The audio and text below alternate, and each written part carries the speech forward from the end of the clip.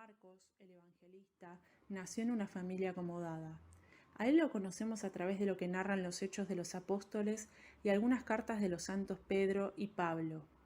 Marcos es el autor del segundo evangelio. Colaboró con el apóstol Pablo, a quien conoció en Jerusalén.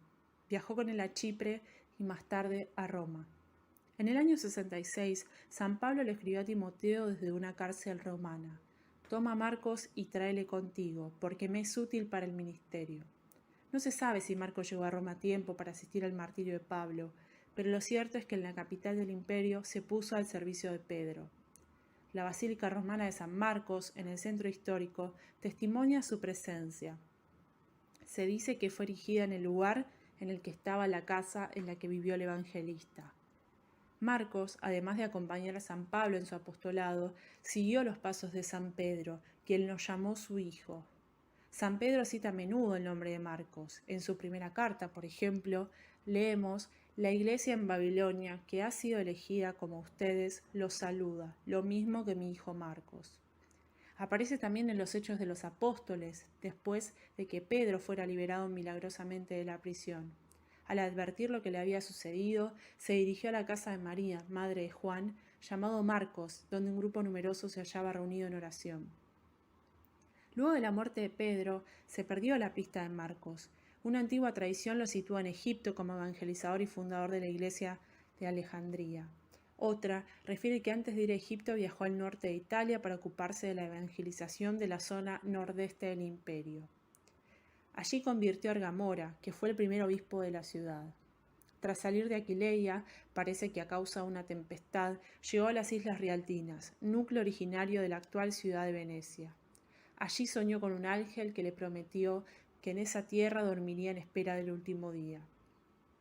El evangelista Marcos murió probablemente entre los años 68 y 72, en Alejandría de Egipto. En los actos de Marcos del siglo IV está escrito que un 24 de abril los paganos lo arrastraron por las calles de Alejandría, atado con cuerdas por el cuello, y luego arrojaron a la cárcel. Allí fue confortado por un ángel. Al día siguiente sufrió el mismo tormento y murió. Su cuerpo había sido destinado a las llamas, pero fue salvado por los fieles y sepultado en una gruta. Luego, en el siglo V, fue trasladado a una iglesia.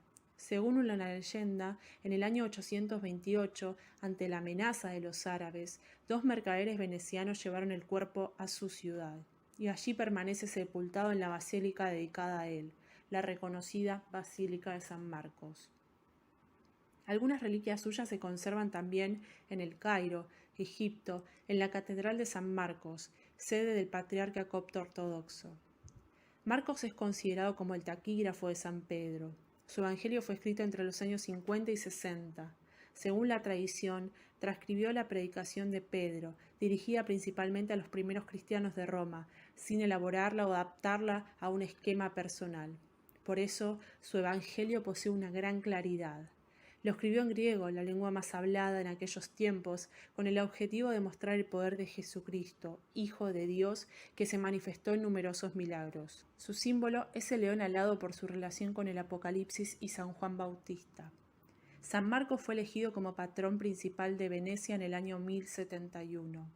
A lo largo de los siglos, la ciudad permaneció indisolublemente ligada a su persona, hasta el punto de que el símbolo del evangelista, el león alado, se convirtió en el símbolo de la ciudad. También patrón de los notarios, los vidrieros y los ópticos. Las palabras del Evangelio de Marcos, id por todo el mundo y predicad el Evangelio a toda criatura, indican claramente lo que Jesús espera de sus discípulos. Seamos testimonios de la verdad, predicando la palabra del Señor a todas las criaturas. Seamos testimonios de la verdad, imitando el camino de Marcos. San Marcos ruega por nosotros.